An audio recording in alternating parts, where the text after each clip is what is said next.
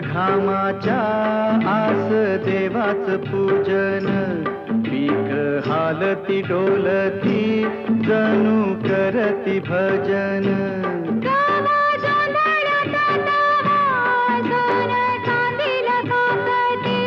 जशी चांदील काकते कपाशी फुलते हे.